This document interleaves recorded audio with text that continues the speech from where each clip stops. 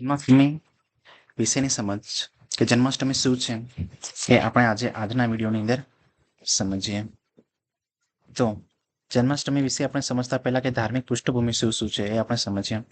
તો ભગવાન કૃષ્ણ હિન્દુ ધર્મના અષ્ટાવતારોમાંના 8મા અવતાર માનવામાં આવે છે. તેમનો જન્મ દ્વાપર યુગમાં થયો હતો. જન્માષ્ટમીની ઉજવણી ધર્મની પુનઃસ્થાપનાનું પ્રતીક તરીકે પણ ઓળખવામાં આવે છે. ભગવાન કૃષ્ણના જન્મથી મહાભારતના યુદ્ધ સુધીની કથાઓ અત્યંત મહત્વપૂર્ણ છે. ખાસ કરીને જે ભગવદ્ ગીતા છે એ ખૂબ જ મહત્વની અને માનવ સંદેશ માટે ભગવદ્ ગીતા ખૂબ જ મહત્વની માનવામાં આવે છે. જન્માષ્ટમીનો દિવસ અને પંચાંગ. હિન્દુ પંચાંગ પ્રમાણે શ્રાવણ 8મના દિવસે ભગવાન શ્રી કૃષ્ણનો જન્મ થયો હતો. સમય તો મધરાતે 12 વાગે કૃષ્ણનો જન્મ મધરાતે કારાવાસની અંદર તેમનો જન્મ થયો હતો. ક્યારેક અષ્ટમી અને 9મી તિથિ મળતા આવતા હોવાથી 2 દિવસ ઉજવાય છે. સ્માર્ટા જન્માષ્ટમી ઘરેલું ભક્તો માટે.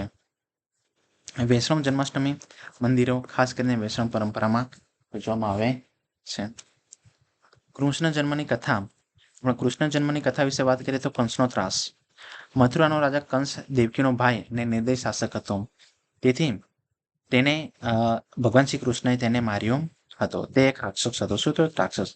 એક આગાહી થઈ કે દેવકીનો 8મો પુત્ર તેનો સંહાર કરશે. કંસે દેવકી અને વસુદેવને કેદમાં નાખ્યા હતા. દેવકીના પ્રથમ 7 સંતાનોના કંસે મારી નાખ્યા. કારણ કે એ એવું વિચારતો હતો કે આ મારા મૃત્યુનું કારણ બનશે, એ માટે તેને મારી નાખ્યા હતા.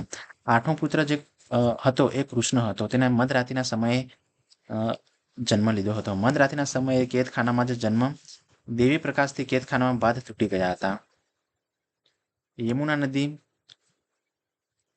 નદી બાજુએ થઈ ગઈ. શું થઈ ગઈ? કે તે બાજુએ થઈ ગઈ, જેથી વસુદેવ બાળકોને સુરક્ષિત રીતે ગોકુળ લઈ જઈ શકે. નંદ બાબા અને યશોદાના ઘરમાં કૃષ્ણનો લાડકવાયું બાળપણ પસાર થયું. અને જે નંદ છે, નંદ બાબા અને યશોદાને તેની ઘરની અંદર જે કૃષ્ણનો ઉછેર થાય છે અને ત્યાં તેનું બાળપણ પસાર થાય છે.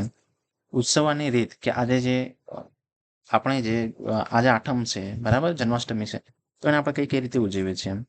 તો ઉપવાસ અને જાગરણ દ્વારા તેનો ઉજવવામાં આવે છે. ભક્તો આખો દિવસ ઉપવાસ રાખે છે. મધરાત્રિ 12 વાગ્યા કૃષ્ણની આરતી કરી ઉપવાસ તોડે છે.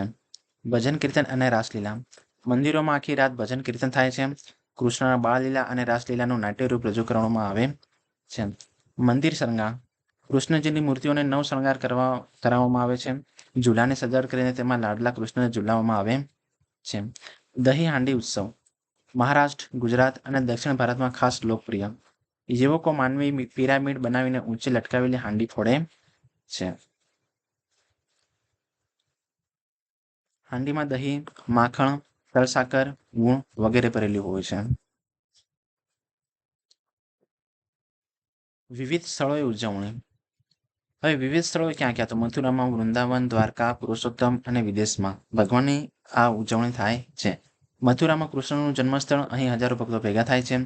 વૃંદાવનની અંદર કૃષ્ણ બાળપણની યાદ અપાવવા રાસ, ભજન કીર્તન વગેરે જેવું કરવામાં આવે છે. દ્વારકાની અંદર કૃષ્ણનું રાજ્ય, અહીં ભવ્ય મેળાઓ યોજાય છે. પુરુષોત્તમ જગન્નાથ મંદિર પુરી, આ જે પુરી છે ત્યાં વિશેષ આરતી અને ભક્તિમય કાર્યક્રમો થાય છે. વિદેશમાં જોવા જોઈએ તો મોરિશિયસ, ફિજી, ટ્રિનિડાડ, USA, UK જેવા દેશોમાં પણ ખૂબ જ ઉત્સાહથી આ જે દિવસ છે ગોકુળ 8મનો એ ઉજવવામાં આવે છે. ઓમ તત્વજ્ઞાન અને ગીતા સાથેના સંબંધો. જન્માષ્ટમી એ માત્ર તહેવાર નથી, પણ શ્રીમદ ભગવદ્ ગીતાના સંદેશનો દિવસ પણ છે. શ્રી કૃષ્ણના ઉપદેશ નીચે મુજબ છે. ધર્મની સ્થાપના, અધર્મનો નાશ અને ધર્મનો ઉદ્ભવ. કર્મયોગ, કર્તવ્યનું પાલન કરવું. ભક્તિ, નિસ્વાર્થ પ્રેમ અને ભક્તિથી ભગવાનને પ્રાપ્ત કરી શકાય છે. સામાજિક અને સાંસ્કૃતિક મહત્વ. એકતા અને ભાઈચારો વધારતો ઉત્સવ. દહીં હાંડી અને રાસલીલા યુવાનોમાં સાહસ, સહકાર અને ઉત્સાહ જગાવે છે. ગ્રામ્ય વિસ્તારોમાં મેળા, ભજન મંડળીઓથી સામાજિક એકતા મજબૂત બને છે. સ્પર્ધાત્મક પરીક્ષાના પ્રશ્નો. શ્રી કૃષ્ણનો જન્મ કયા કેદખાનામાં થયો હતો? તો મથુરાના કેદખાનામાં થયો હતો. કૃષ્ણના માતા પિતા કોણ હતા? તો વસુદેવ અને દેવકી તેના માતા પિતા હતા. કૃષ્ણને કોને ઉછેર્યો હતો? નંદ અને યશોદાએ કૃષ્ણ ભગવાનનો ઉછેર કર્યો હતો. કંસનો સંહાર કોને કર્યો હતો? તો કૃષ્ણ ભગવાને કંસનો સંહાર કર્યો હતો. જન્માષ્ટમી ક્યારે ઉજવાય છે? ભાદરવદ અષ્ટમીના દિવસે. શ્રાવણ વદ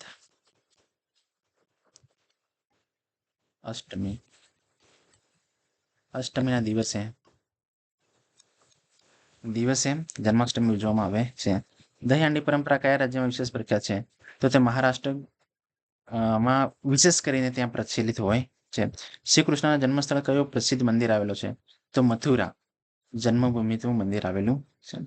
હવે એનો સારાંશ જોઈએ તો જન્માષ્ટમી એક માત્ર ધાર્મિક તહેવાર નથી, પણ ભક્તિ, પ્રેમ, ધર્મ, સામાજિક એકતા અને નૈતિક જીવનશૈલીનું પ્રતીક માનવામાં આવે છે. તો આ સાથે જ આપણો વિડીયો સમાપ્ત કરીએ છીએ. આપણે ભગવાન શ્રી કૃષ્ણ વિશે શક્ય તેટલી માહિતી આપણે અહીં આપી છે, જે આપણને ઉપયોગી સાબિત થશે એવી આશા છે. આભાર.